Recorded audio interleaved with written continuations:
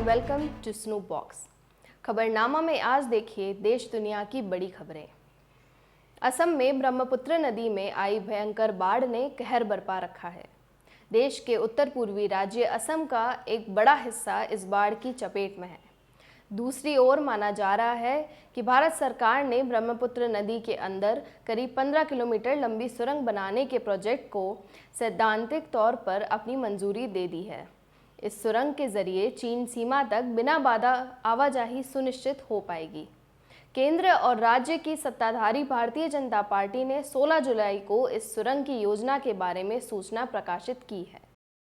Asia cup और T20 विश्व cup तो कोरोना महामारी के कारण रद्द कर दिया गया, लेकिन क्रिकेट के चाहने वालों के लिए एक अच्छी खबर IPL को लेकर आई है। T20 विश्व कप अक्टूबर-नवंबर में ऑस्ट्रेलिया में खेला जाना था, लेकिन कोरोना के कारण इसे रद्द कर दिया गया है। ऐसा कहा जा रहा है कि इंडियन प्रीमियर लीग IPL का 13वां संस्करण कोरोना की भेंट नहीं चढ़ेगा और इस संयुक्त अरब अमीरात में कराया जा सकता है। IPL गवर्निंग काउंसिल के चेयरमैन ब्रजेश पटेल ने इस संबंध में खुद जानकारी दी है। राज्यसभा के नए चुने गए 60 सदस्य आज शपथ लेंगे। राज्यसभा में सभापति और उपराष्ट्रपति M वेंकैया नायडू अपने चेंबर में सभी सदस्यों को पद और गोपनीयता की शपथ दिलाएंगे। आज जो सदस्य शपथ लेंगे उनमें BJP सांसद ज्योतिरादित्य सिंधिया, कांग्रेस के दिग्विजय सिंह, मल्लिकार्जुन खड़गे और शिवसेना की प्रियंका चतुर्वेदी शामिल हैं। बीते कुछ दिनों से बिहार, असम और पश्चिम बंगाल में तेज बारिश हो रही है। इससे बिहार और असम दोनों राज्यों में बाढ़ की स्थिति पहले से भयावह हो गई है। नदियां उफान पर हैं। कई नदियों में जल स्तर खतरे के निशान के ऊपर बह रहा है।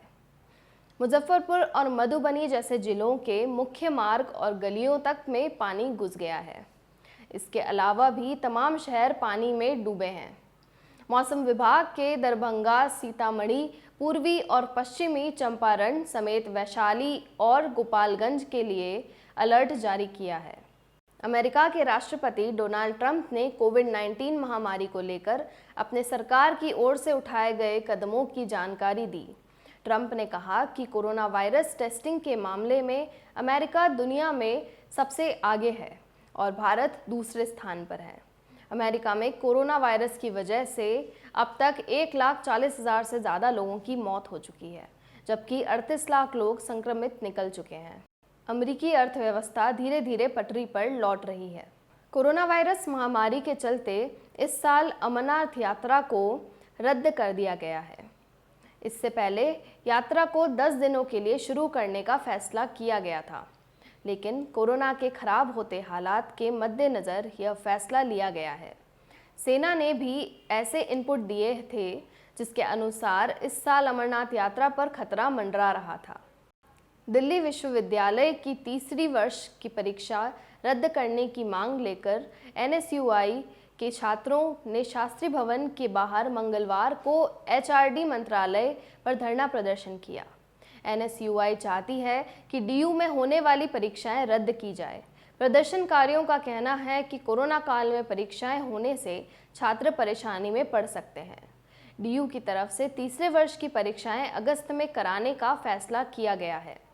DU ने शपथ पत्र दाखिल कर दिल्ली हाई कोर्ट को बताया है कि स्नातक के अंतिम वर्ष के छात्रों की ओपन बुक परीक्षा 10 अगस्त से 31 अगस्त के बीच आयोजित की जाएगी।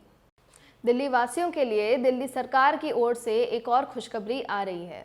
दिल्ली में राशन की अब डोर स्टेप डिलीवरी भी होगी। मंगलवार को मुख्यमंत्री अरविंद केजरीवाल की अध्यक्षता में कैबिनेट की बैठक में मुख्यमंत्री घर घर राशन योजना को मंजूरी दी गई। अभी इसमें टेंडरिंग की जाएगी और कंसल्टेंट हायर किए जाएंगे। इसके चलते योजना के 6 से 7 महीने में शुरू होने की उम्मीद है। होम डिलीवरी में गेहूं की जगह आटा दिया जाएगा।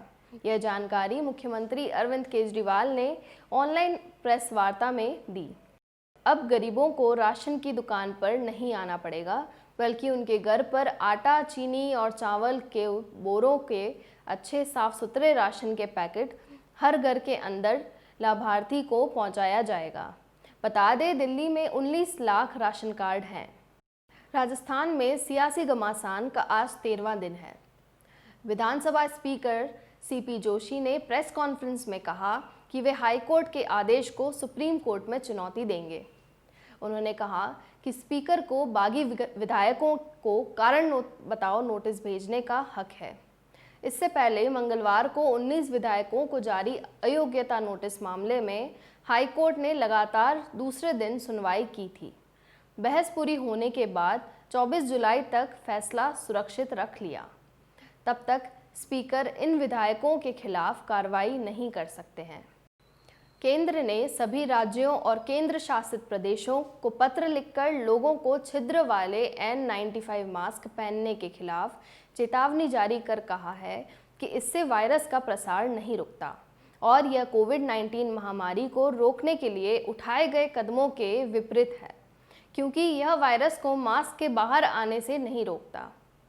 लोग बड़े पैमाने पर N95 मास्क का इस्तेमाल कर रहे हैं। देश में बढ़ते कोरोना मामले के बीच सरकार की यह चेतावनी अहम हो गई है। सरकार के आदेश के बाद अब बिना छिद्र युक्त मास्क का प्रयोग बढ़ सकता है। केंद्र ने अप्रैल में एडवाइजरी जारी कर कहा था कि लोग घर में बने मास्क का इस्तेमाल करें और उससे चेहरे और नाक को ढकें। इसके अलावा कॉटन के कपड़ों का इस्तेमाल भी किया जा सकता है। देश और दुनिया की तमाम खबरें लेकर हम फिर मिलेंगे खबरनामा के साथ। तब तक के लिए चैनल को सब्सक्राइब कीजिए और वीडियो को लाइक शेयर करना ना भूलें।